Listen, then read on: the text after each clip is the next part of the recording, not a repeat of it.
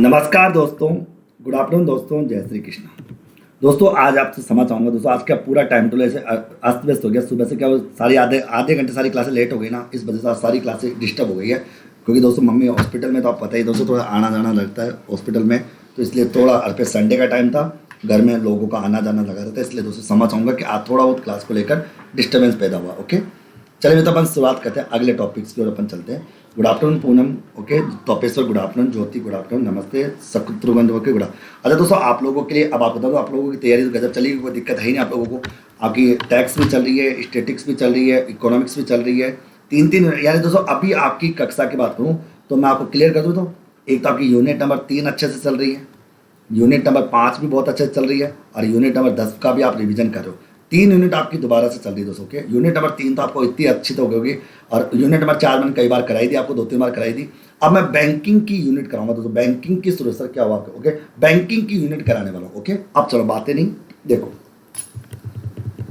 अब तक की कक्षा में दोस्तों मैं आपको 165 प्रश्न करा चुका था, 165 प्रश्न आप लोगों को करा चुका था। ओके, यानी अपन 165 प्रश्नों को लेकर बातचीत कर चुके थे, और 165 प्रश्नों को लेकर बहुत सारी बातें बता चुका था। ओके, आगे ओके, सभी को वेरी गुड आफ्टरनून दोस्तों। ओके, 100 प्रश्न आगे, अब देखता है चलो 166 नंबर का प्रश्न क्या बना है। एक कर्मचारी को 1 अप्रैल 2018 से मकान के साथ 1,50,000 रुपये लागत के फर्नीचर की सुविधा प्रदान की गई। मकान के साथ फर्नीचर की सुविधा उसको प्रदान की। कर निर्धारण वर्ष 2020-21 में असुसज्जित मकान के मूल्यांकन में फर्नीचर की सुविधा का मूल्य जोड़ा जाएगा। फर्नीचर की सुविधा का मूल्य कितना जोड़ा जाएगा, ये प्रश्न आप लोगों से पूछा जाए। मित्रों आपको मैं एक बात क्लियर कर दूं, आप सभी जानते हो मित्रों कि अगर कोई भी नियोक्ता अपने कर्मचारी को किसी भी प्रकार से मकान रहने की सुविधा उपलब्ध कराता है, मकान रहने की सुविधा अगर उपलब्ध कराता है, मकान रहने की सुविधा अगर उपलब्ध कराता है, तो उस केस में वो मकान 2 प्रकार का हो सकता है। फर्निश मकान भी हो सकता है और अफर्निश मकान भी हो सकता है। फर्निश मकान और अफर्निश मकान दोनों हो सकता है दोस्तों। ओके, अब यहाँ पर बात करें, अगर फर्नीचर का मूल्यांकन,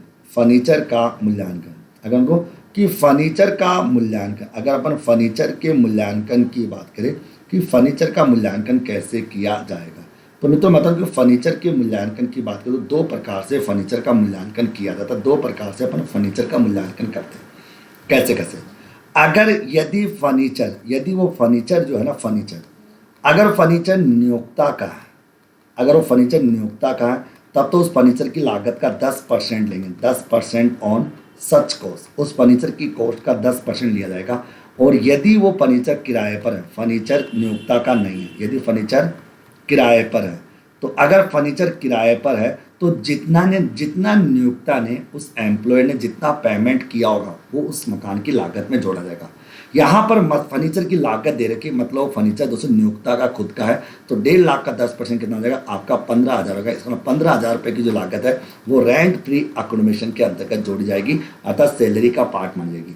और ये सुविधा जो है वो सभी प्रकार के कर्मचारियों के लिए कर योग्य होगी, चाहे वो कर्मचारी विशिष्ट कर्मचारी हो, चाहे वो सामान्य कर्मचारी हो। ये सुविधा दोस्तों जो है वो सभी प्रकार के कर्मचारियों के लिए कर योग्य होती है, सभी प्रकार के कर्मचारियों के लिए ये सुविधा कर योग्य मानी जाएगी।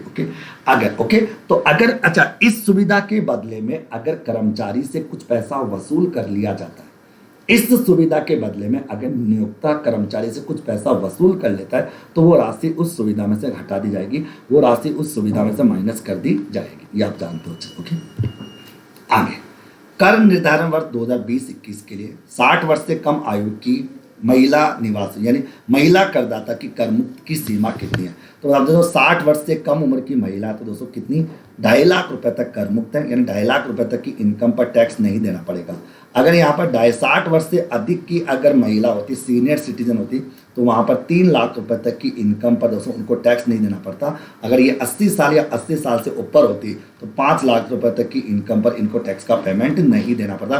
5 लाख रुपए तक की इनकम क्या होती है, एग्जम्प्ट होती है, यानी 5 लाख रुपए तक की इनकम पर किसी भी प्रकार का कोई टैक्स नहीं लगेगा। ओके, तो यहाँ पर कह सकते हो 2.5 लाख रुपए तक की इनकम पर किसी भी प्रकार का कोई टैक्स यहाँ पर नहीं लगेगा। अगला 168 कहना चाह रहा है मित्रों कि एक कर्मचारी का वार्षिक वेतन है 3-4 लाख, एक कर्मचारी जिसकी एनुअल सैलरी 4 लाख है, कर्मचारी जयपुर में दिए गए असूचित मकान के लिए, मकान कहाँ पर दिया रहा है, जयपुर में दिया जा रहा है, मकान जयपुर में दिया जा रहा है, तो मकान दोस्तों जयपुर में दिया जा रहा है, असुसज्जित मकान के लिए नियोक्ता 6,000 रुपये प्रति माह किराया चुकाता है। ओके, 6,000 रुपये प्रति माह किराया चुकाता है।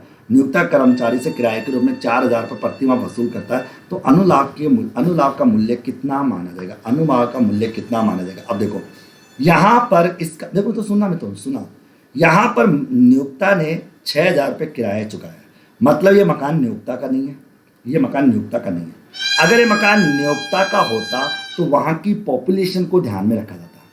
अगर कोई नियोक्ता अपने कर्मचारियों को कोई मकान देता है तो मकान हो सकता है, दो प्रकार का मकान हो सकता है, या तो मकान नियोक्ता का खुद का हो सकता है या मकान नियोक्ता का नहीं होता, किराए पर होता है। अगर मकान नियोक्ता का खुद का है तो वहाँ की जनसंख्या को ध्यान में रखकर रेंट प्री अकोमोडेशन की सुविधा का मूल्य ज्ञात किया जाएगा। अगर वहाँ की जनसंख्या 10 लाख से अधिक नहीं है तब तो 7.5% सैलरी का लिया जाएगा। 10 लाख से लेकर अगर 25 लाख तक है तो 10% सैलरी का लिया जाएगा, और 25 लाख से ज़्यादा है तो 15% सैलरी का लिया जाएगा। कब? जब मकान नियोक्ता का नहीं है। अगर मकान नियोक्ता का है, अगर कोई मकान नियोक्ता का है और वो मकान 200 कर्मचारी को रहने की सुविधा के हिसाब से दिया जा रहा है तो वहाँ की पॉपुलेशन के आधार पर रेंट प्री अकोमोडेशन की वैल्यूएशन की जाएगी। अगर वो मकान नियोक्ता का है, तो सुनो, तो मैं आपको यहाँ पर समझाऊं और आपको बताऊं मेरे पैसों, तो मैं इतना सा कह सकता हूँ मित्रों, अगर वहाँ की जनसंख्या 10 लाख तक है तब तो दोस्तों 7.5% होगा। 10 लाख से लेकर 25 लाख तक की जनसंख्या है तो दोस्तों वहाँ पर दोस्तों अपन 10% सैलरी का लेंगे, और अगर 10 लाख 25 लाख से ज़्यादा है मेरे प्यारे साथियों तो वहाँ पर 15% सैलरी का लिया जाएगा। लेकिन दोस्तों लेकिन अगर वो मकान दोस्तों नियोक्ता का नहीं है, अगर वो मकान नियोक्ता का नहीं है मित्रों, तो मित्रों उसने किराए पे लिया होगा, तो किराए पर लिया होगा तो उस केस के लिए दो बातें ध्यान। पहली बात आ जाएगा 15% ऑफ सैलरी का 15% आ जाएगा। ओके, और सेकंड आ जाएगा actual rent paid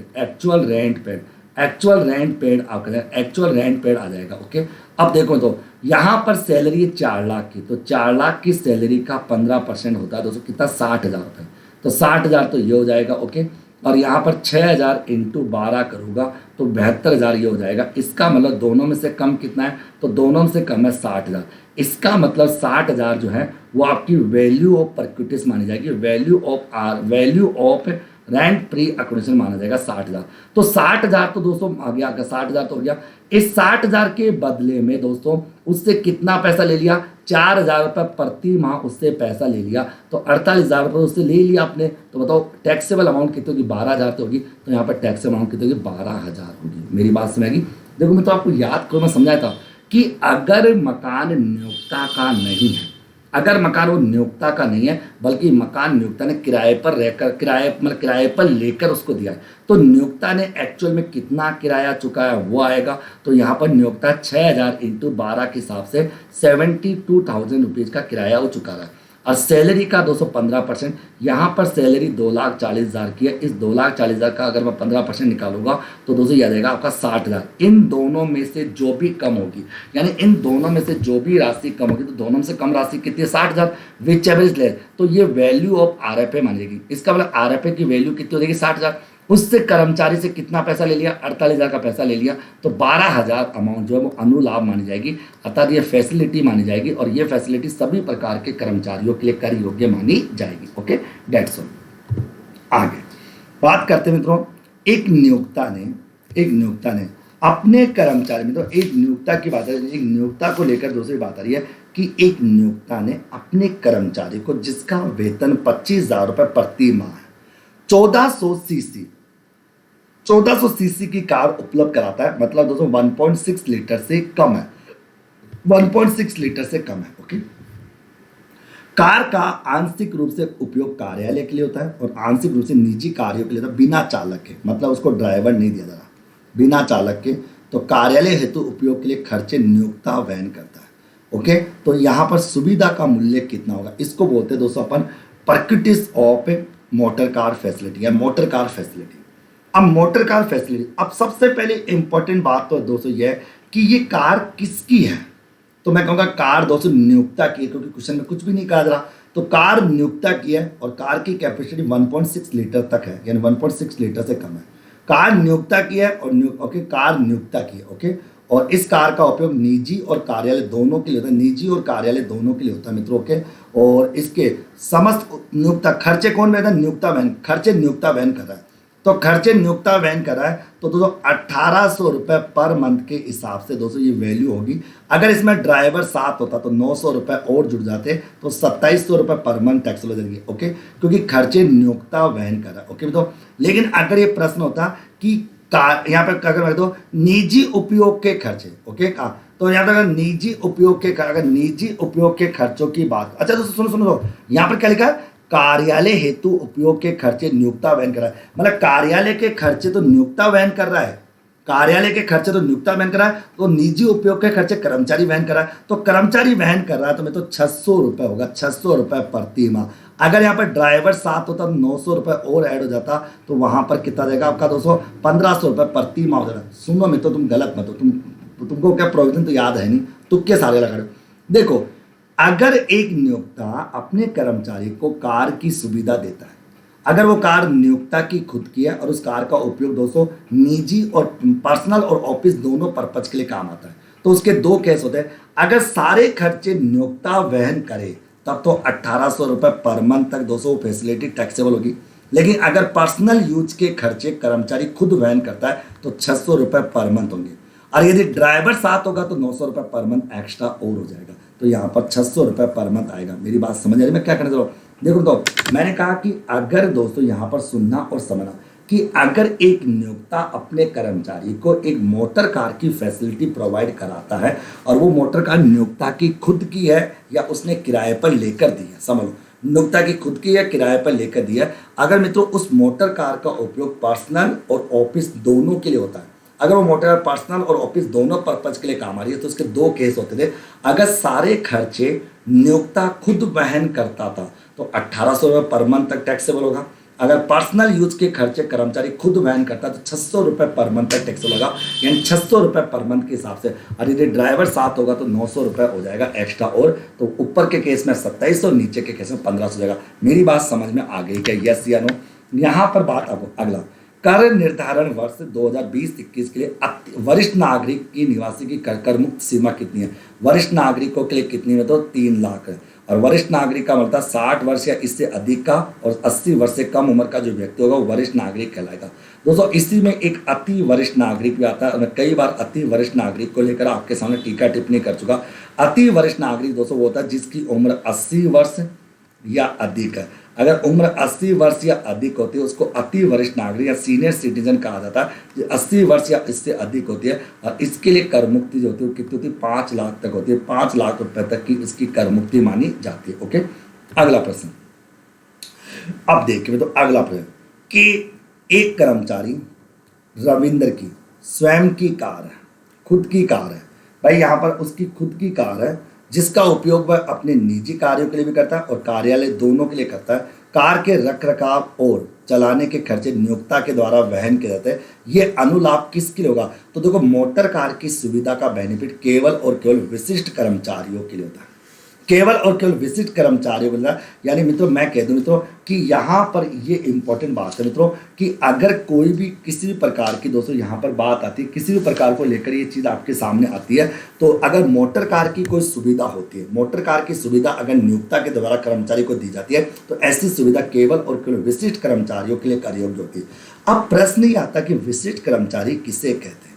specify employ होता क्या? तो विशिष्ट कर्मचारी वो होता है जो 3 में से कोई एक शर्त को पूरा कर ले। पहली शर्त, या तो कंपनी का संचालक हो, या तो कंपनी का कौन होना चाहिए? संचालक होना चाहिए। दूसरे, या उस कंपनी उसका उस कंपनी में सारवान हित होना चाहिए।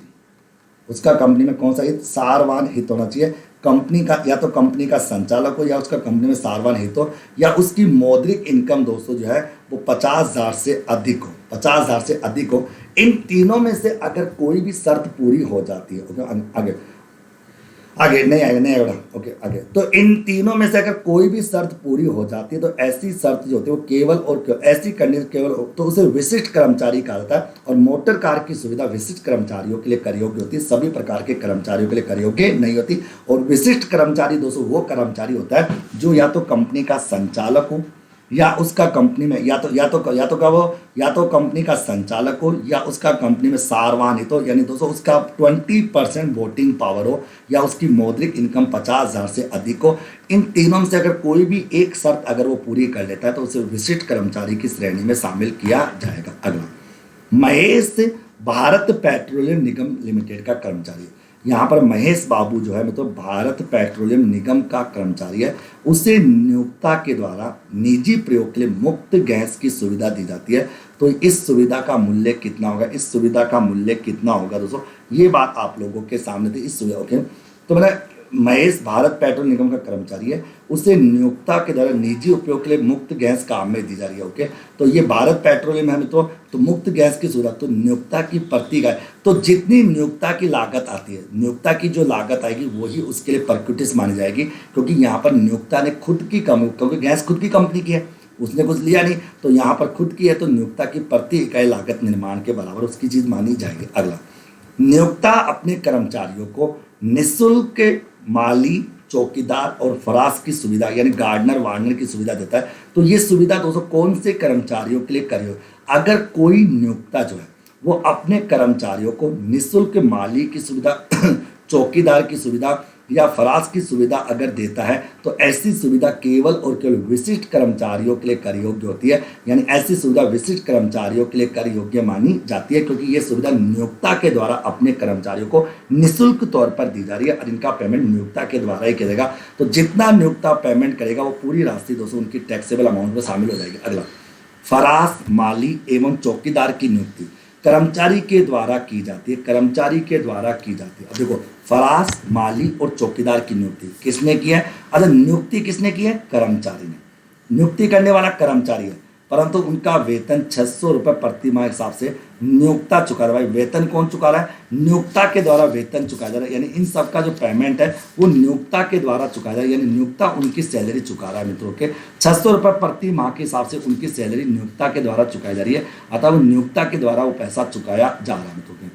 तो इस अनुलाभ का मूल्य कितना होगा, अनुलाभ का मूल्य कितना होगा, अगर 600 रुपये प्रति माह के यहाँ हिसाब से पैसा चुकाया जाता है मित्रों, किस किस का मित्रों, यहाँ पर मेरा घर मतलब माली हो सकता है, चौकीदार हो सकता है, कुछ होता है। तो दोस्तों यहाँ पर दोस्तों अगर बात है तो इनका मूल्य ओके, तो उनका वेतन 600 रुपये प्रति माह प्रति व्यक्ति के हिसाब से। अब देखो यहाँ पर कितने व्यक्ति, 1 2 3, तो 600 × 12 × 3 ओके में आगे। तो आगे फराश मतलब होता है गार्डनर होता है, इसको बोलते हैं फराश जो होता है ना, तो ये होता है आपका sweeper sweeper sweeper sweeper sweeper, domestic servant हो गया, स्वीपर हो गया, गार्डनर हो गया। तो देखो 1800 × 3 × 12, तो चलो 600 × 1800 को इंटू करेंगे 12 से, तो देखो आपका 96 हो गया, 12 और 12 9 हो गया, तो 12 8 आ गया, तो 21,600 21,600 भाई 21,600 के 3 लोग हो गए ना।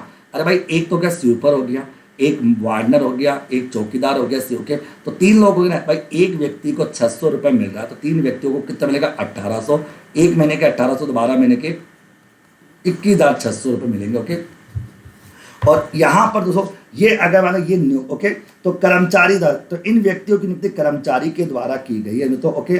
अच्छा, तो कर्मचारी के द्वारा नियुक्ति की गई है, पेमेंट नियोक्ता ने किया, तो ये अनुलाभ दोस्तों सभी कर्मचारियों के लिए, ये अनुलाभ जो होगा सभी कर्मचारियों के लिए कर योग्य होगा, चाहे वो सामान्य कर्मचारी हो चाहे वो विशिष्ट कर्मचारी हो, क्योंकि नियुक्ति कर्मचारी ने की है। अगर यही नियुक्ति अगर मान लो नियोक्ता करता तो ये सुविधा केवल और केवल विशिष्ट कर्मचारियों के लिए कर योग्य होती, लेकिन यहाँ पर इन सब की नियुक्ति जो है मित्रों वो कर्मचारी के द्वारा की गई है। इन सब की नियुक्ति कर्मचारी के द्वारा की गई है, तो कर्मचारी के द्वारा इन सब की नियुक्ति की गई, तो कॉमन सेंस की बात है, कर्मचारी के द्वारा इन सब की नियुक्ति की गई है, तो ऐसी सुविधा जो है वो सभी प्रकार के कर्मचारियों के लिए कर योग्य होगी। लेकिन अगर इनकी नियुक्ति कर्मचारी के द्वारा ना करके नियोक्ता के द्वारा की जाती, अगर इनकी नियुक्ति किसके द्वारा की जाती, नियोक्ता के द्वारा की जाती, तो वो सुविधा केवल और केवल जो है विशिष्ट कर्मचारियों के लिए कर योग्य होती है। अगला, कार्य निर्धारण वर्ष 2020-21 के लिए 70 वर्षीय भारत में अनिवासी की दशा में कर मुक्त सीमा कितनी होगी। भाई साहब यहाँ पर 70 वर्ष की बात करा, लेकिन दोस्तों ये भारत में अनिवासी है, भारत में कौन है, अनिवासी है, तो 70 वर्ष का लेकिन भारत में अनिवासी है। तो दोस्तों अनिवासी करदाताओं के लिए दोस्तों कितनी 2.5 लाख होती है। हाँ, अगर ये निवासी करदाता होता तो कितनी होती है, 3 लाख रुपए होती है, 3 लाख रुपए होती है। लेकिन ये भारत में अनिवासी है। और अनिवासी करदाताओं की जब बात आती है तो इनके लिए जब अपन देखते हैं टैक्स की बात करते हैं तो दोस्तों अपन कह सकते हैं, तो यहाँ पर अगर 70 वर्ष से अधिक उम्र की बात आती है तो दोस्तों ये बात दोस्तों भारतीय निवासी करदाता, तो ये निवासी करदाता के लिए 3 लाख होती है। लेकिन दोस्तों ये तो अनिवासी व्यक्ति है, और अनिवासी व्यक्ति के लिए दोस्तों कितनी 2.5 लाख की छूट है। ओके, अगला प्रश्न, महेश प्राइवेट लिमिटेड कंपनी में कर्मचारी महेश प्राइवेट लिमिटेड अपने कर्मचारियों को रसोइयों की सुविधा प्रदान करता है, मतलब उनको मतलब किचन दें, जिसके लिए कंपनी उसे 1,000 रुपये प्रति माह, जिसे कंपनी उसे 1,000 प्रति माह वेतन देती है, तो ये सुविधा 1,000 रुपये प्रति माह होगी। और किसके लिए होगी, केवल विशिष्ट कर्मचारियों के लिए। ये सुविधा केवल और केवल किसके लिए, विशिष्ट कर्मचारियों के लिए सुविधा कर योग्य, विशिष्ट कर्मचारियों की ये सुविधा जो होती है केवल विशिष्ट कर्मचारियों के लिए कर योग्य होती है। यानी 1,000 रुपये प्रति माह के साथ केवल विशिष्ट कर्मचारियों के लिए दोस्तों ये सुविधा क्या मानी जाती है, कर योग्य मानी जाती है। तो ये बात भी आपके माइंड में सेट हो जानी चाहिए। अगला प्रश्न, वैधानिक भविष्य निधि में नियोक्ता का अंशदान कितना होता है मित्रों। आप जानते हो वैधानिक यानी अगर स्टेचुरी यानी recognised provident fund, recognised provident fund RPF, recognised provident fund. Okay, आगे ओके, तो रिकॉग्नाइज अगर मान लो दोस्तों रिकॉग्नाइज्ड प्रोविडेंट फंड में नियोक्ता का अंशदान कितना होगा, तो वेतन के 12% तक कर मुक्त होगा। वेतन के 12% नियोक्ता के अंशदान को कर मुक्त माना जाता है। अगर दोस्तों कोई भी नियोक्ता रिकॉग्नाइज प्रोविडेंट फंड में अगर कंट्रीब्यूशन करता है तो सैलरी के 12% तक कर मुक्त होगा। देखो कंट्रीब्यूशन तो कितना भी कर सकता है, एक नियोक्ता चाहे 100% कंट्रीब्यूशन कर दे, चाहे पूरी सैलरी रिकॉग्नाइज प्रोविडेंट फंड में डाल दे, लेकिन एग्जम्प्ट जो होती है वो केवल 12% होती है। 12% सैलरी का एग्जम्प्ट होगा, बाकी अमाउंट टैक्सेबल होगी। आगे मैंने कहा मतलब कि प्रमाणित भविष्य निधि में नियोक्ता का अंशदान कितना होता है। तो नियोक्ता का अंशदान, ये वापस आ गया, तो नियोक्ता का अंशदान दोस्तों बात करें, नियोक्ता के अंशदान की बात करें तो यहाँ पर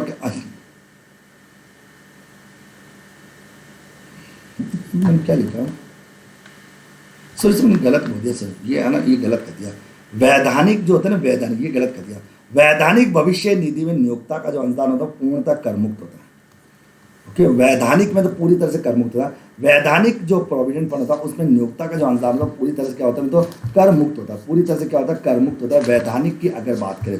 लेकिन दोस्तों अगर बात करें तो यहाँ पे प्रमाणित की बात करें तो वहाँ पे 12% सैलरी तक एग्जाम्प्ट होता है। प्रमाणित की अगर बात है तो 12% सैलरी तक बात आ जाती है। ओके, तो वैधानिक प्रोविडेंट फंड की जब बात आती है तो वैधानिक प्रोविडेंट फंड में तो दोस्तों अगर मान लो वैधानिक प्रोविडेंट फंड में वैधानिक सर ये आप देखो वैधानिक प्रोविडेंट फंड जो होता है, मतलब वैधानिक प्रोविडेंट जो फंड होता है, नहीं तो ये स्टेचुरी प्रोविडेंट फंड है, ये वैधानिक है ना, ये स्टेचुरी प्रोविडेंट फंड है। और स्टेचुरी प्रोविडेंट फंड में नियोक्ता का मालिक जितना भी कॉन्ट्रीब्यूशन करता है ना वो पूरा का पूरा एग्जाम्प्ट होता है, वहाँ पर अपन ध्यान में रखें। लेकिन दोस्तों अगर अपन यहाँ पर रिकॉग्नाइज प्रोविडेंट फंड की बात करते हैं तो वहाँ पर 12% तक कर मुक्त होता है।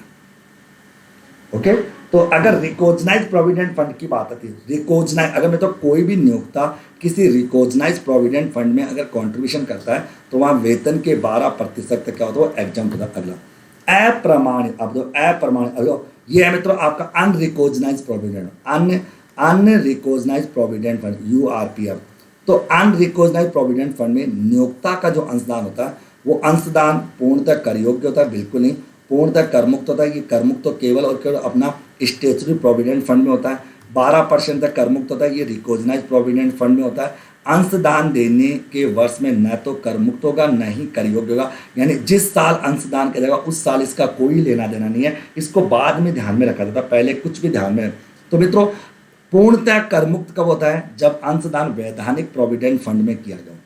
12% कर मुक्त कब होता है, जब अंशदान प्रमापित प्रोविडेंट फंड में किया गया। और अगर में तो अप्रमाणित है तो अंशदान करने वाले वर्ष में ना तो कर मुक्त होगा ना ही कर योग्य होगा। ओके, अगला वैधानिक भविष्य निधि, मान लो वैधानिक भविष्य निधि का, तो देखो ये फिर आ गया दोस्तों, वैधानिक भविष्य निधि में प्रति वर्ष जमा होने वाला ब्याज पूरी तरह से कर मुक्त होता है। स्टेचुरी प्रोविडेंट फंड का ब्याज भी कर मुक्त होता है और स्टेचुरी प्रोविडेंट फंड का जो कॉन्ट्रीब्यूशन होता है वो भी कर मुक्त होता है। स्टेचुरी प्रोविडेंट फंड का जो ब्याज होता है दोस्तों वो भी कर मुक्त होता है, और स्टेचुरी प्रोविडेंट फंड का जो दोस्तों ब्याज होता है, देखो स्टेचुरी प्रोविडेंट फंड में जो अपन कंट्रीब्यूशन करते हैं वो भी एग्जम्प्ट होता है, स्टेचुरी प्रोविडेंट फंड का जो ब्याज होता है मतलब वो भी एग्जम्प्ट होता है। लेकिन दोस्तों आपका प्रमाणित यानी रिकॉग्नाइज प्रोविडेंट फंड, अगर दोस्तों रिकॉग्नाइज प्रोविडेंट फंड में प्रतिवर्ष जमा होने वाला जो ब्याज होता है वो 9.5% तक तो कर मुक्त होता है, उसके बाद की अमाउंट क्या होती है 9.5% तक कर मुक्त होता है, 9.5% तक 9.5% तक तो क्या होगा मतलब कर मुक्त होता है, 9.5% तक कर मुक्त होता है, बाकी अमाउंट क्या होती है टैक्सेबल होती है।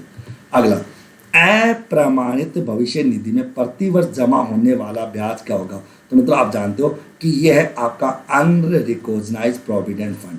तो अनरिकॉग्नाइज्ड प्रोविडेंट फंड में प्रतिवर्ष जमा होने वाला ब्याज जो है ना तो पूरी तरह से कर योग्य होगा, ना होगा अर्जित होने वाले वर्ष में ना तो कर योग्य होगा ना ही कर मुक्त होगा, यानी जिस वर्ष उन्हें अर्जित किया जाएगा दोस्तों। अब देखो आपको ये तीनों चीज समझ आ गई, स्टेचुरी प्रोविडेंट फंड की बात आ गई, रिकॉग्नाइज्ड प्रोविडेंट फंड की बात आ गई, और अनरिकॉग्नाइज्ड प्रोविडेंट फंड की बात है। अनरिकॉग्नाइज्ड प्रोविडेंट फंड, इन तीनों में कॉन्ट्रीब्यूशन यहाँ तो सब कुछ एग्जम्प्ट होगा दोस्तों, यहाँ पर दोस्तों 12% तक एग्जम्प्ट होगा अगर कॉन्ट्रीब्यूशन की बात आ रही है, और इंटरेस्ट जो है तो 9.5% तक एग्जम्प्ट होगा, और यहाँ पर अंशदान वाले वर्ष में कुछ भी नहीं होगा, ना तो कर योग्य होगा ना कर योग्य होगा ना कर मुक्त होगा। ये तीनों पॉइंट्स में आ गए। तो देखो तीनों चीज होती है, एक अपना वैधानिक प्रोविडेंट फंड होता है जिसको स्टेचुरी प्रोविडेंट फंड कहते हैं, एक अपना रिकॉग्नाइज्ड प्रोविडेंट फंड होता है जिसको प्रमाणित अपन बोलते हैं, और एक होता है अनरिकॉग्नाइज्ड प्रोविडेंट फंड होता है जिसको अपन अप्रमाणित कहते हैं। यहाँ तक तीनों बात क्लियर हो गई, यस या नो?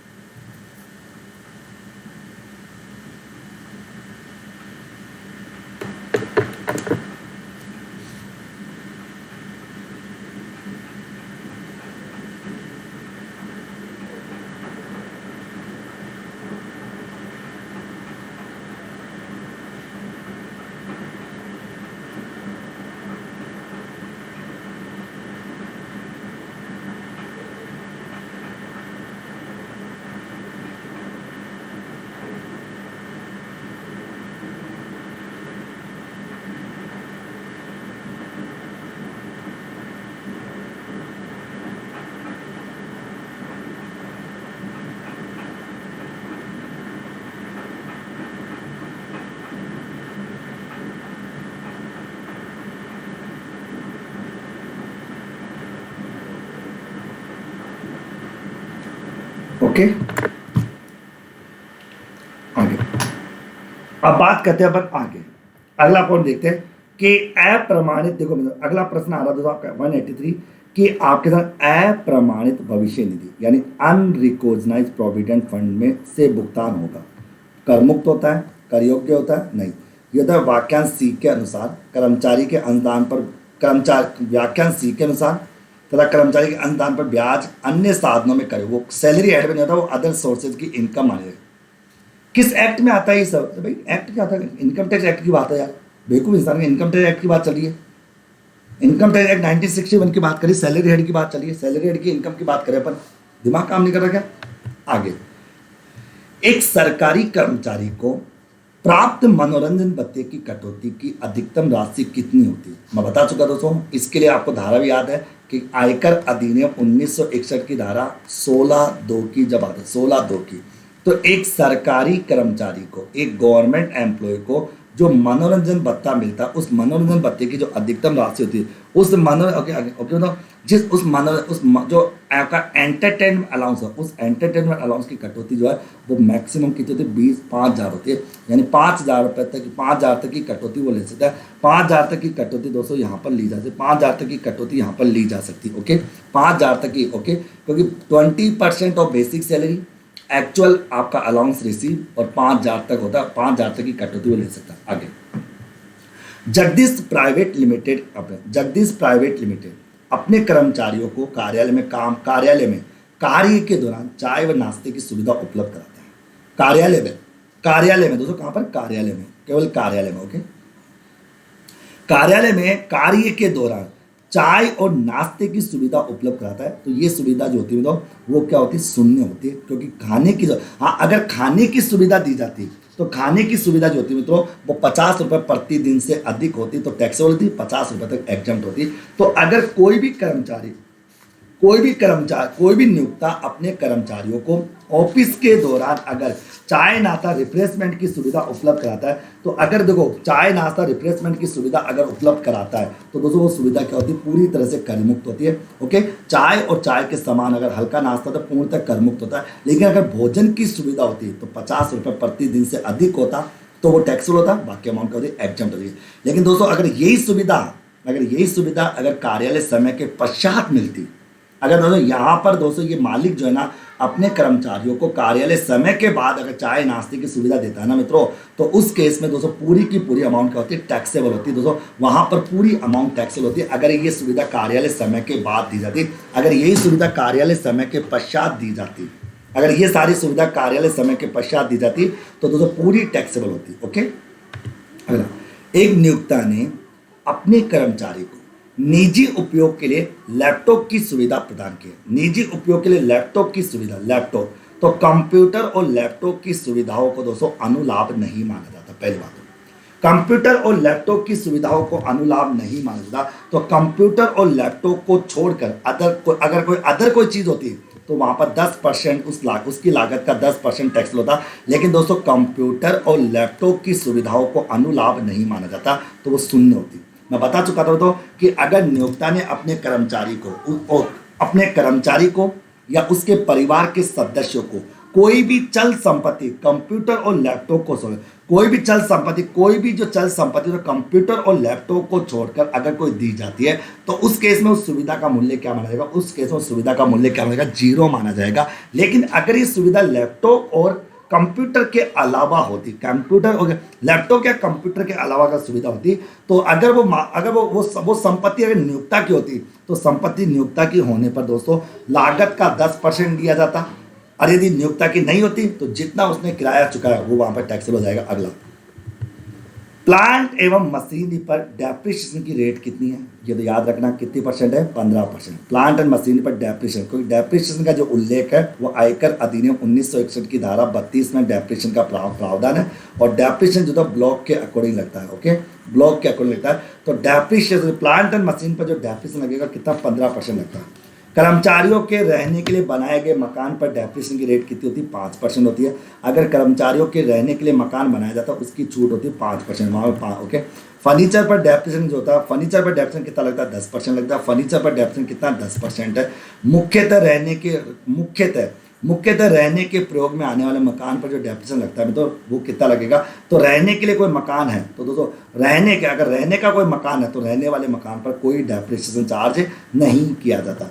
मैंने कहा दोस्तों पेशेवर व्यक्तियों द्वारा क्रय की जाने वाली पुस्तकों पर डेप्रिसिएशन की बात आती है। तो पेशेवर व्यक्ति अगर इनका वार्षिक प्रकाशन होता है दोस्तों तो 100% डेप्रिसिएशन लगता है। अगर वार्षिक प्रकाशन नहीं होता मित्रों तो 60% डेप्रिसिएशन लगता है। अगर पेशेवर व्यक्तियों के द्वारा, पेशेवर जो प्रोफेशनल व्यक्ति होते हैं तो प्रोफेशनल व्यक्तियों के द्वारा क्रय की गई पुस्तकों पर जो डेप्रिसिएशन होता है, अगर इनका वार्षिक प्रकाशन होता है तो 100% का डेप्रिसिएशन लग जाता है, यानी 1 साल में खत्म हो जाती है। और वार्षिक प्रकाशन नहीं होता 60% का डेप्रिसिएशन लगाया जाता है।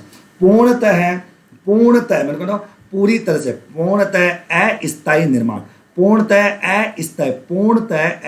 निर्माण वाले भवन जैसे लकड़ी के ढांचे पर डेप्रिसिएशन की दर कितनी होती है, 100% की डेप्रिसिएशन की रेट होती है। अगला, किसी संपत्ति को गत वर्ष में 180 दिन से कम अवधि के लिए उपयोग में लाने पर, अगर आपने 180 दिन से कम समय के लिए काम में लाया तो उस पर केवल आधे वर्ष का ही डेप्रिसिएशन लगाया जाएगा, यानी आधे साल का ही डेप्रिसिएशन उस पर चार्ज करेगा अगर 180 से कम आया।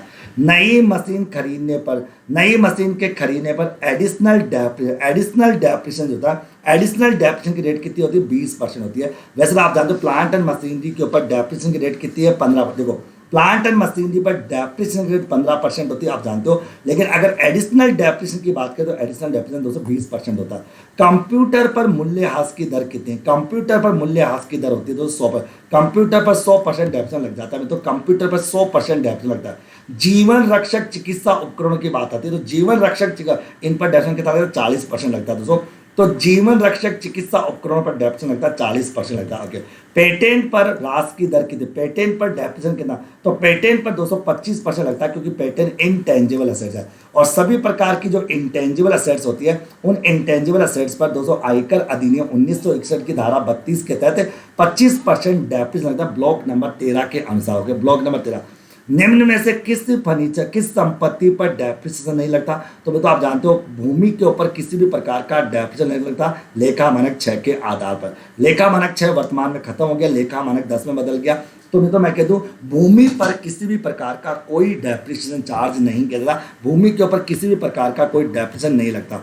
मैंने कहा मूल्यह्रास निम्न प्रकार की संपत्तियों पर स्वीकृत किया जाता है, तो मूल्यह्रास जो होता है तो वो टेंजिबल असेट्स पे भी लगता है और इनटेंजिबल असेट्स पे लगता है, जबकि आपकी जो इनटेंजिबल असेट्स होती है ना मित्रों, इनटेंजिबल असेट उन पर तो डेप्रिसिएशन लगता है कितना परसेंट, 25%। इनटेंजिबल असेट्स के ऊपर डेप्रिसिएशन जो चार्ज होता है मित्रों कितना होता है, 25% होता है, बाकी टेंजिबल असेट्स के ऊपर भी डेप्रिसिएशन लगता है। आगे मैंने कहा मित्रों मूल्यह्रास, मैंने कहा मूल्यह्रास निम्न को स्वीकृत है, तो मूल्यह्रास किसको स्वीकृत है, मूल्यह्रास, अच्छा मूल्यह्रास जो होता है वो अलाउड होता है, किनको अलाउड होता है, किनको अलाउड होता है, ये संपत्ति के स्वामी को या आंशिक स्वामी सहित जो होता है उनको 200 डेप्रिसिएशन अलाउड होता है, मतलब उनको डेप्रिसिएशन क्या होता है, अलाउड होता है। ये बात भी आपको ध्यान में रखने की कोशिश यहाँ पर करनी है। तो आगे अब देखो यहाँ तक की बात अगर अपन करें मित्रों, देखो तो मैंने कहा दोस्तों कि जो डेप्रिसिएशन वो किनको अलाउड, तो डेप्रिसिएशन जो होता है वो संपत्ति के स्वामी को या आंशिक स्वामी सहित दोस्तों इनको अलाउड किया जाता है। अगले मैंने कहा दोस्तों आयकर अधिनियम 1961 में सामान्यतः जो बिजली निर्माण की कंपनियां होती है, तो बिजली निर्माण की कंपनियों को छोड़कर, बिजली निर्माण की कंपनियों को छोड़कर कौन सी विधि से इन पर डेप, तो इन पर लगता है दोस्तों WDV। तो बिजली निर्माण की जितनी भी कंपनियां होती है इनको छोड़कर, क्योंकि बिजली निर्माण की कंपनियों के लिए तो लगता है SLM मेथड, बिजली निर्माण की जितनी भी कंपनियां होती हैं उनके लिए SLM मेथड काम में ले जाता है, और बिजली निर्माण की कंपनियों को छोड़कर दोस्तों जो डेप्रिसिएशन लगाया जाता है वो रिटर्न डाउन वैल्यू मेथड्स के आधार पर लगाया जाता है। आगे रमेश ने 3 दिसंबर 2020 को 6 लाख रुपए की एक मशीन खरीदी। इस मशीन पर कुल डेप्रिसिएशन कितना लगेगा, अगर देखो 3 दिसंबर को खरीदी है मतलब 180। आगे सर कॉमर्स टेस्ट सीरीज जो दिए सोल्व कराएंगे नहीं, दीपिका आपको ज़्यादा तकलीफ है, कहता हूँ आपको ज़्यादा तकलीफ दिखती है, हम लोग बार बार है ना, आपने ये कमेंट है ना आज से कम से कम 10 दिन से लगातार करे जा रहे हो, या आपको ज़्यादा तकलीफ है क्या, नहीं आपको तकलीफ है क्या, मैं फ्री बैठा हूँ या मैं टाइम पास कर रहा हूँ बैठा बैठा, या जल्दी है कि जाने की, एक ही मैसेज मैं कहना अपने हिसाब से सब बेस्ट करा दूंगा। अब मेरे को सबको सोचना पड़ता है, मेरे को अभी सबसे बड़ा टारगेट है 18 तारीख को आपका जूनियर अकाउंटेंट का पेपर है, उनको देखना है। 21 तारीख को मेरे कॉलेज लेक्चर, उसके बाद मैं नेट जेआरएफ की बात करूँगा, नेट जेआरएफ के बारे में बात करूँ, नेट जेआरएफ के बारे में बात करूँगा 22 तारीख से लेकर दोस्तों 10 अक्टूबर तक, फिर पूरा ध्यान मेरा नेट जेआरएफ रहेगा, पूरा ध्यान, फिर पूरा ध्यान नेट जेआरएफ रहेगा। मैं नेट जेआरएफ के बच्चों पर ही फोकस करूँगा हर चीज़ के लिए। मैंने आप लोगों को ऑलरेडी इतना कुछ करा रखा है, सब कुछ तो करा रखा है, आप उनको रिवाइज करो ढंग से। मैं आपका नेट जेआरएफ पर दोस्तों लगभग दोस्तों इन 18 दिन तक ध्यान दूंगा, फिर नेट जेआरएफ पर लगभग आपके 6 घंटे क्लास कम से कम लूंगा, 6 से लेकर 8 घंटे क्लास, यानी दोस्तों आप लोगों को करीबन 150 घंटे पढ़ाऊंगा। 150 घंटे में आपको खूब रिवीजन करूंगा उस समय, खूब। तो बस सब्र रखा करो, एक ही मैसेज को 10 बार करे जा रहे हो, जैसा लगता है जल्दबाजी आपको तकलीफ दे आपको, क्या बाकी लोग तो बेवकूफ है क्या, या बाकी हम आप आगे। अब देखिए मित्रों, रमेश ने 3 दिसंबर 2020 को 6 लाख रुपए की, आगे 6 लाख रुपए, अच्छा पहली बार क्या झूठ और बोलूं, मेरे को पता नहीं क्या, आपने पहले पिछली क्लास में क्या था, चलो कोई बात छोड़ो। अब देखो यहां पर मशीन की वैल्यू 6 लाख है, 6 लाख पर 15% का डेप्शन लगाएंगे तो कितना होगा दोस्तों, 0030। ओके मित्रों, याद आएगा 36 और याद आएगा, सॉरी के बाद नहीं डिस्टर्ब मत किया करो, 90,000 का। अब 90,000 का डेप्रिसिएशन यहाँ पर लगेगा, 90,000 का डेप्रिसिएशन लगेगा, लेकिन दोस्तों 3 दिसंबर 2020 को, तो 3 दिसंबर 2020 है, यानी ये 180 दिन से कम है, और 180 दिन से तो डेप्रिसिएशन आधा ही लगेगा। 180 दिन से कम है अगर मैं तो ठीक है, तो 180 दिन से देखो मेरे को हर चीज के बारे में सोचना पड़ता है, हर चीज के बारे में। मैं फिर भी तुम्हारी क्लास ले रहा हूँ, तुम्हारी देखो यूनिट नंबर 3 का मैं रिवीजन करा रहा हूँ, यूनिट नंबर 5 आपकी चल रही है, यूनिट नंबर आपकी 10 चल रही है, और बाकी यूनिट में अच्छे से पढ़ा रखी हो, तो यार फिर भी इसके बाद नाटक करते हो। 3 यूनिट तुम चल रही है, आपका यूनिट नंबर 3 का रिवीजन चल रहा है, यूनिट नंबर 5 का तीसरी बार रिवीजन चल रहा है, यूनिट नंबर 10 चल रही है। आप अभी तो मैं कल से आपकी स्टैटिस्टिक्स की टेस्ट सीरीज भी लेके आ रहा हूँ, बैंकिंग की टेस्ट सीरीज लाऊंगा, सब लाऊंगा मैं तो अगर किसी भी संपत्ति का उपयोग 180 दिन से कम होता है तो उस पर हाफ रेट से डेप्रिसिएशन लगाएगा, हाफ रेट से डेप्रिसिएशन लगेगा। आगे एक करदाता ने मगर एक करदाता ने 1,50,000 रुपये का एक कंप्यूटर 8 दिसंबर 2019 को 8 दिसंबर खरीदा। कंप्यूटर खरीदा, कंप्यूटर खरीदा मतलब कंप्यूटर। तो कंप्यूटर पर डेप्रिसिएशन लगता है मित्रों, ओके 60%, ओके सॉरी 40%, 40। तो कंप्यूटर खरीदा मतलब क्या करा है, कंप्यूटर, ओके यहाँ पर कंप्यूटर खरीदा। कंप्यूटर पर डेप्रिसिएशन लगता है दोस्तों 40% का, कितना 40% का। तो 19-20 में डेप्रिसिएशन रहेगा तो 1,50,000 का जो है तो 40% करेंगे तो ये हो जाएगा आपका 60,000, कितना होगा 60,000 हो जाएगा। तो 60,000 का डेप्रिसिएशन हो जाएगा तो यहाँ पर 60,000 का, ओके तो यहाँ पर दोस्तों कब खरीदा तो ये दोस्तों यहाँ पर आंसर आएगा दोस्तों 30,000। अब तो नई मशीन खरीदी तो क्या हो गया इसमें, नई मशीन खरीदी इसमें क्या हो गया, लगेगा आधा ही ना। 3 दिसंबर 2020 तो 3 दिसंबर 2020 का मतलब सर न्यू मशीन 25%, नहीं डेप्रिसिएशन मशीन के ऊपर डेप्रिसिएशन 15%, मशीन के ऊपर तो दोस्तों मशीन के ऊपर तो डेप्रिसिएशन की रेट 15% है। तो मशीन के ऊपर डेप्रिसिएशन की जो रेट है वो कितनी परसेंट है, 15% है। मशीन के ऊपर जो डेप्रिसिएशन लगता है वो 15% से लगता है। तो ये बात आपको ध्यान में रखने की आवश्यकता है, 15% आपका लगता है, ओके। तो आगे लेकिन दोस्तों इसमें एक छोटी सी गड़बड़ क्या है, मैंने एक छोटी सी गड़बड़ यहाँ पर कर दी, इसमें छोटी सी मिस्टेक कर दी। ये 3 दिसंबर को खरीदी है मतलब 180 दिन से ज़्यादा है, और 180 दिन से ज़्यादा है मित्रों। तो यहाँ पर 50, यहाँ पर दोस्तों 60 लाख का 6 लाख का 15% निकालोगा ना तो 90 आएगा, तो 90 आएगा दोस्तों, क्योंकि 180 दिन से ज़्यादा है, 180 दिन से ज़्यादा है। और यहाँ पर ये 180 दिन से कम है। तो आप जानते हो कंप्यूटर के ऊपर डेप्रिसिएशन कम, अच्छा कंप्यूटर के ऊपर डेप्रिसिएशन कितना लगता है, तो कंप्यूटर के ऊपर डेप्रिसिएशन कितना चार्ज होता है, तो कंप्यूटर के ऊपर डेप्रिसिएशन कितना चार्ज होता है, कंप्यूटर के ऊपर कितना प्रतिशत डेप्रिसिएशन चार्ज होता है। तो आप जानते हो कंप्यूटर के ऊपर दोस्तों डेप्रिसिएशन 40% होता है, 40%, ओके 40%। तो 1,50,000 का 40% होता है 12 60, तो 60,000 होता है। लेकिन यहाँ पर 60 का आधा लगेगा 30,000 मित्रों के, इसमें 30,000 आपका नहीं है। तो 30,000 दोस्तों यहाँ एडिशनल डेप्रिसिएशन नहीं लगेगा क्या, एडिशनल डेप्रिसिएशन लगेगा, क्यों नहीं लगेगा, लगेगा इसमें एडिशनल डेप्रिसिएशन लगेगा, लगा दो, नई मशीन है तो लगा दो, लगेगा 25% का एडिशनल डेप्रिसिएशन और लगेगा। तो 6 लाख का 25% जो होगा, 6 लाख का 25% हो जाएगा आपका 4, तो हो जाएगा आपका 1.5 लाख का हो जाएगा आपका ये। तो टोटल आगे 2, अच्छा 2 लाख 1.5 लाख हो गया, 1.5 लाख का डेप्रिसिएशन ये हो जाएगा, 90 का हो गया, 2,40,000 होगा, 2,40,000, 2,40,000 हो जाएगा। लेकिन दोस्तों जब एडिशनल डेप्रिसिएशन के लिए कहे तो ही करना, बाकी नहीं होता, जनरली ऑप्शन में आएगा नहीं कभी। आगे आता है स्वास्थ्य एवं शिक्षा पर उपकर कितना है, स्वास्थ्य और शिक्षा पर उपकर कितना है, टोटल आगे 4% है, जिसमें 2% तो है आपका एजुकेशन सेस, 1% आपका सेकेंडरी, सॉरी 1 में तो आपका सेकेंडरी हायर एजुकेशन, और 1% है स्वास्थ्य, ओके। तो टोटल आगे 4% का शेष में तो आ गया, ओके। उसके बाद अगर बात करें आगे देखें तो ये चल जाएगी 4% की बात आ जाएगी, ओके। 4% को लेकर दोस्तों यहाँ पर ये बात आप लोगों के सामने आ जाएगी, क्लियर। यहाँ तक की बातें अगर आपको समझ आ गई तो एक बार थम्स अप कर दो। तो यहाँ तक की बातें आप लोगों को समझ में आ गई तो एक बार थम्स अप आप लोग कर दीजिए।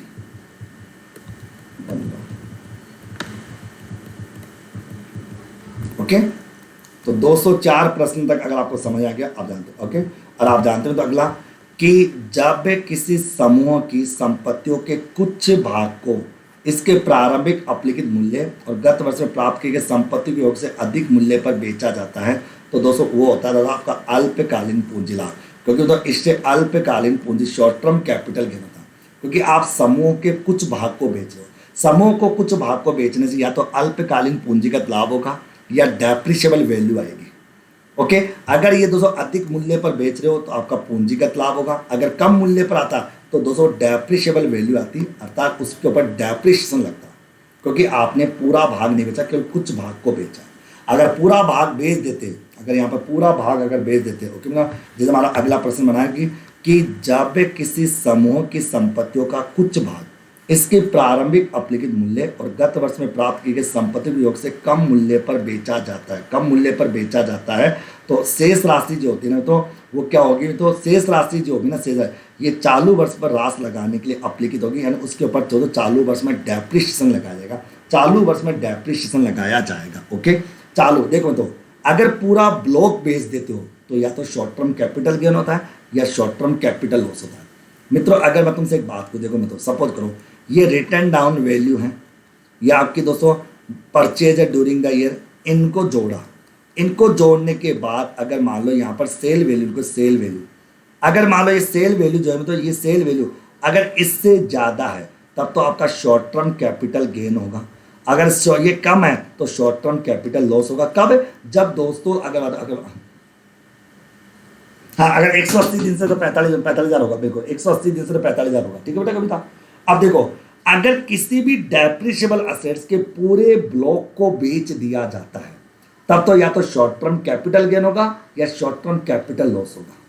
ओके, जैसे मित्रों आपको बताओ, देखो यहां पर देखो इस प्रश्न को मैंने कहा किसी संपत्ति का पूरा समूह है, पूरा ब्लॉक, प्रारंभिक अपलिखित मूल्य यानी रिटर्न डाउन वैल्यू, गत वर्ष में प्राप्त की गई संपत्तियां यानी परचेज, मान लो ये आपके 10 रुपए है, ये आपके 20 रुपए, टोटल मिला के कितना होगा 30 रुपए। ओके, लागत के योग से अधिक पर बेचा जाता है, मान लो ये 30 होगी, अगर यहाँ पर सेल वैल्यू जो है, सेल वैल्यू अगर वो 40 हो जाती है तो ये माइनस के 10 आ गए, तो ये कहलाएगा आपका शॉर्ट टर्म कैपिटल गेन, ये शॉर्ट टर्म कैपिटल गेन कहलाएगा। और यदि कम होता, अगर ये 30 ना होकर 20 होता तो दोस्तों ये क्या कहलाता, आपका जो 10 रुपये होता वो आपका शॉर्ट टर्म कैपिटल लॉस कहलाता। समझ गया? क्योंकि आप पूरा ब्लॉक बेच रहे हो, पूरा ब्लॉक। ओके, पूरा ब्लॉक बेच रहे हो। मित्रों समझने की कोशिश करें मैं क्या कर रहा हूं। देखो मित्रों, मैंने कहा कि अगर किसी संपत्ति की रिटर्न डाउन वैल्यू अगर मान लो 10 रुपए, मान लो प्रारंभ में 10 रुपए, आपने वर्ष के दौरान मित्रों 20 रुपए की संपत्ति और खरीद ली तो टोटल संपत्ति 30 की होगी। अगर आपने इसको सेल कर दिया 40 रुपए में तो सिंपल सी बात है, आपको 10 रुपए का शॉर्ट टर्म कैपिटल गेन होगा क्योंकि आपने अधिक मूल्य पर बेचा।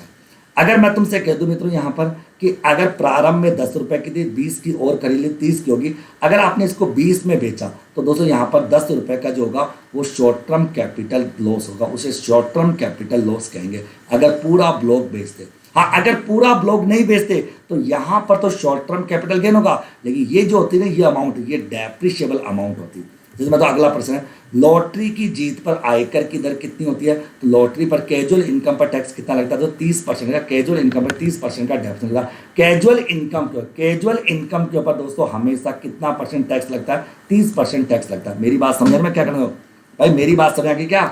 डेप्रिशिएबल असेट्स को लेकर मेरी बात समझ गई कि डेप्रिशिएबल असेट्स को कब बेचने से क्या होता है, डेप्रिशिएबल असेट्स को बेचने से कब तो कैपिटल गेन होता है और कब तो शॉर्ट टर्म कैपिटल गेन होता है और कब शॉर्ट टर्म कैपिटल लॉस होता है। ये बात आपके माइंड में सेट हो गई क्या? अच्छे से यस या नो? डेप्रिशिएबल असेट्स को लेकर दोस्तों सारी बातें आपके माइंड में सेट हो गई क्या? डेप्रिशिएबल असेट्स को लेकर जितनी भी बातें मैं बताना चाहता वो सारी बातें आपके माइंड में सेट हो गई क्या? यस या नो? लॉटरी की जीत पर आयकर जो लगता है कितना? 30 में लगता है। ओके, टीडीएस आयकर। ओके, आ गया था तो मैंने कहा दोस्तों कि कर निर्धारण वर्ष 2020-21 के 60 वर्ष की निवासी महिला की कुल आय 6 लाख है, कर कितना देना पड़ेगा? 60 साल की महिला, 60 साल की निवासी है, मतलब सीनियर सिटीजन है, तो आप जानते हो तो कि 3 लाख तक तो एग्जम्प्ट हो जाएगा। 3 लाख तक तो क्या हो जाएगा? एग्जम्प्ट होगा। 3 लाख तक तो एग्जम्प्ट हो गया, तो बचे दोस्तों 3 लाख तक एग्जम्प्ट होगा। 3 लाख तक एग्जम्प्ट होगा और उसके बाद 3 लाख से लेकर 5 लाख तक की इनकम पे लगेगा 20% का टैक्स। 20% का टैक्स यहाँ पर लग जाएगा। अगर 60 साल की उम्र की महिला 60 साल से अधिक की है तो 3 लाख तक तो एग्जम्प्ट हो जाएगा, तो 3 लाख तक एग्जम्प्ट होगा, बाकी पर होगा 20%। तो दोस्तों ये तो हो गया आपका 40,000, सॉरी बाकी 20% हो जाएगा तो 3 लाख तक की इनकम पर तो एग्जम्प्ट। अगर यहाँ पर महिला की बात आ रही है बताओ, पहले इसका तुम करके देखो तो कि अगर मानो 60 साल की महिला की कुल कर आय जो है वो 6 लाख की इनकम, कितने? 6 लाख की इनकम है, तो दोस्तों इस पर उसको कितना टैक्स देना पड़ेगा? 60 वर्ष की जो महिला है उस पर कितना टैक्स यहाँ पर देना पड़ेगा? तो अब मैं बता दूँ, देखो कितना, देखो आप जानते हो कि 3 लाख तक की जो इनकम होती है ना उसके ऊपर तो कोई टैक्स नहीं लगेगा। फिर आपका जो अगला जो 2 लाख होगा उस पर 5% लगेगा, तो मतलब कितना होगा? 5 दूनी 10,000 हो गया। और बाकी बची कितनी इनकम? 1 लाख की इनकम बच रही है, उस पर लगेगा 20%, यानी कितना होगा? 20,000 हो जाएगा। तो टोटल मिला के होगा 30,000। 30,000 में दोस्तों अपन जोड़ेंगे कितना परसेंट? 4%, क्योंकि एजुकेशन से सब आ जाएंगे, तो ये हो गया 1200, तो ये होगा 31,200 रुपये का टैक्स देना पड़ेगा, यानी 31,200 रुपये का टैक्स अपने को देना पड़ेगा। अरे भाई सीधी सी बात है, 60 साल की उम्र की महिला है तो 3 लाख रुपए तक की इनकम पर तो उसको किसी भी प्रकार का कोई टैक्स नहीं देना पड़ेगा, तो टैक्स की रेट 0। फिर अगर था नेक्स्ट ₹2 लाख, तो नेक्स्ट 2 लाख रुपए पर जो टैक्स लगेगा वो 5% लगेगा, तो इसका 5% होता है दोस्तों 10,000। ओके, फिर आता है दोस्तों नेक्स्ट रुपीज़ होता है आपका सामने कितना? अच्छा बचा कितना दोस्तों? अब बच गया 5 लाख से लेकर दोस्तों 10 लाख तक हो गया 20%, तो ये हो जाएगा आपका 20,000। तो टोटल टैक्स हो गया दोस्तों 30,000 का। 30,000 में दोस्तों आपका 4% का एजुकेशन सेस जोड़ेंगे तो 1200 हो जाएगा, तो ये 31,200 हो जाएगा। 31,200 रुपये का उसको टैक्स का पेमेंट करना पड़ेगा। एक बिजली कंपनी, दोस्तों किसकी बात आ रहा है, एक बिजली कंपनी, मैंने कहा कि यहाँ पर लिखा कि एक बिजली कंपनी, मैंने कहा एक बिजली कंपनी के लिए दोस्तों डेफिनेशन कौन सा लगता है, एसएलएम। एक बिजली कंपनी जो अपनी प्रत्येक संपत्ति पर अलग अलग सीधी रेखा पद्धति से राशि लगाती है, बिल्कुल लगाती है।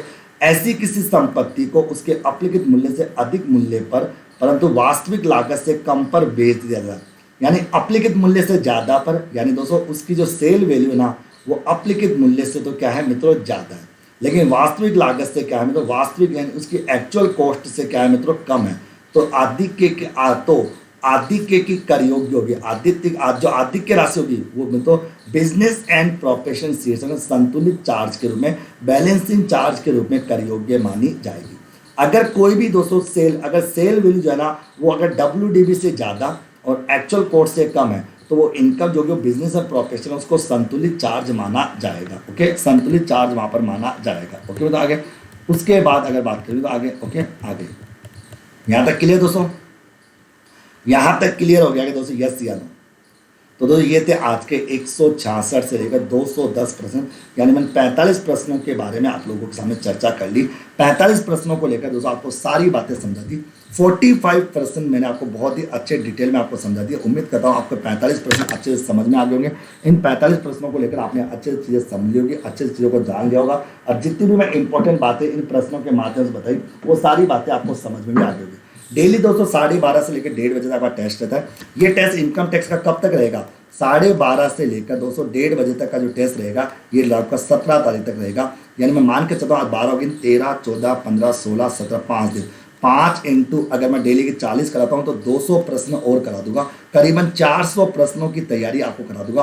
इन 400 प्रश्नों को जब आप कर लोगे, इनकम टैक्स के 400 प्रश्नों को जब आप कर लोगे तो मैं मान के चलता हूँ तो इनकम टैक्स में कहीं पर भी कोई प्रॉब्लम आप लोगों के सामने नहीं आएगी। और इनकम टैक्स का जो डर है आप लोगों का 90% यानी आपका छून मंत्र हो जाएगा। इनकम टैक्स का कोई डर आप लोगों के माइंड में नहीं रहने वाला। ओके, तो अभी के लिए दोस्तों मैं विदा लेता हूँ। उम्मीद करता हूँ सारी चीज़ आपको समझ में आ गई होगी और अच्छे से आपने इनको कवर कर लिया होगा। ओके, थैंक यू मित्रों, टेक केयर मित्रों, all the best, bye bye.